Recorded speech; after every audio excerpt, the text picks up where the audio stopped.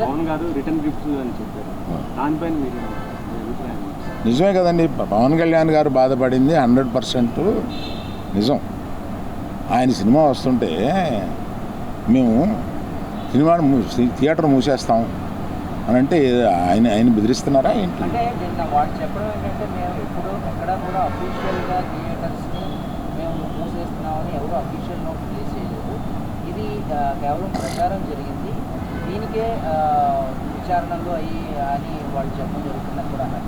And ఇంకో విషయం ఏంటంటే మీరు ఆ నలుగురిలో లేకపోయినా ఇండస్ట్రీలో ఒక పెద్దగా మీరెందుకని ఇనిషియేషన్ తీసుకోలేదు? అంటే వెళ్ళి కలవాలి, లేదా నిజంగా యూనిటీ అనేటువంటిది ఇప్పుడు ప్రస్తుతం ఉన్నటువంటి మీరు అన్న టాప్ ఇన్ని 3 బాడీస్ ఉండగా ఏ ఇండివిజువల్ వచ్చి తీసుకోవాలి, బాడీస్ తీసుకోవాలి.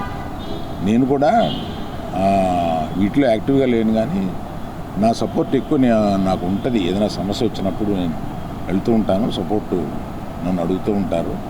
నా అభిప్రాయం వాళ్ళు నన్ను నిర్లక్ష్యం చేస్తారని కాదు, తప్పకుండా పెద్ద సమస్య వచ్చినప్పుడల్లా నన్ను పిలిచి మాట్లాడుతూ ఉంటారు.